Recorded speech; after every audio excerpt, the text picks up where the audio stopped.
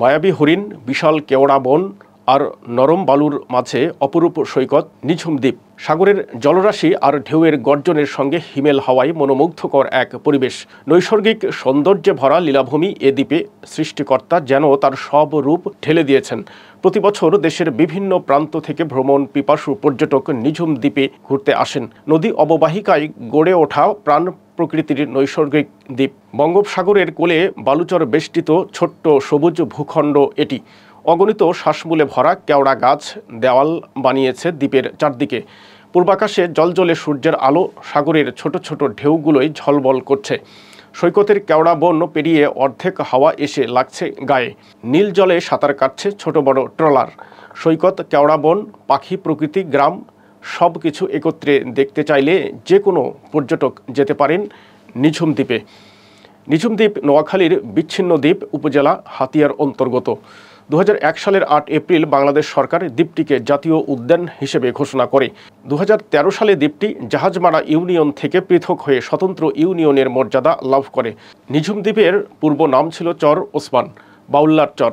আবার কেউ কেউ একে ইছামতির চরও বলতো। এ চরে প্রচুর ইছা মাছ পাওয়া যেত বলে একে ইছামতির চরও বলা হতো। প্রায় 14,050 একরের দ্বীপটি 1940 খ্রিস্টাব্দের দিকে জেগে ওঠে। 1950 খ্রিস্টাব্দের দিকে জনবসতি গড়ে ওঠে।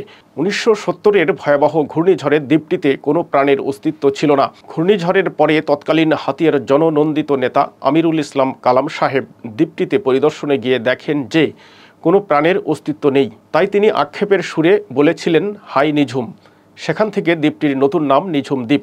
প্রায় 91 বর্গ কিলোমিটার আয়তনের নিঝুম দ্বীপে 9টি গুচ্ছগ্রাম রয়েছে। এই গুচ্ছগ্রাম ছাড়াও বিভিন্ন জায়গায় ছড়িয়ে ছিটিয়ে রয়েছে ছোটোখাটো ঝুপড়ি ঘর। দ্বীপের 70% মানুষ মৎস্যজীবী ও 30% কৃষিজীবী। বাংলাদেশ বন বিভাগ 70-এর দশকে নিঝুম দ্বীপে তাদের কার্যক্রম শুরু করে। প্রথমে পরীক্ষামূলকভাবে 4 জোড়া হরিণ ছাড়া হয়। দ্বীপটি বর্তমানে হরিণের অভয়ারণ্য। 1996 সালের হরিণ শুমারি অনুযায়ী হরিণের সংখ্যা 22,000। এখানকার দর্শনীয় স্থানসমূহ হচ্ছে কমলার দ্বীপ। এখানকার কমলার খালে অনেক ইলিশ মাছ পাওয়া যায়। এছাড়া আশপাশের দ্বীপগুলো সুন্দর। পুরো দ্বীপটা হেঁটে হেঁটে ঘুরে দেখা যায়। চৌধুরী খাল ও কবিরার চর নিঝুম দ্বীপের দর্শনীয় স্থানগুলোর মধ্যে এটি অন্যতম। এই স্থানে কবির নামের এক জেলের নৌকা ডুবে যায়।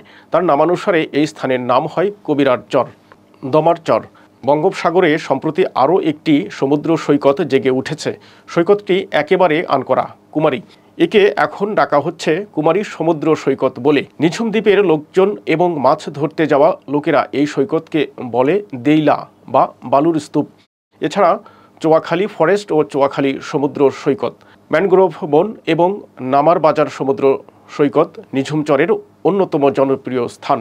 নিঝুম দ্বীপে শীতকালে বেশি পর্যটকদের ভিড় থাকে, তাই এই স্থানকে কেন্দ্র করে তৈরি হয়েছে বিভিন্ন রিসোর্ট। খাবারের হোটেলের মধ্যে নিঝুম দ্বীপের নামার বাজারের হোটেলগুলো বিখ্যাত। এখানে বিভিন্ন রকমের সামুদ্রিক মাছ ও চিংড়ি খেতে পারেন। এখানকার মহিষের দই বিখ্যাত।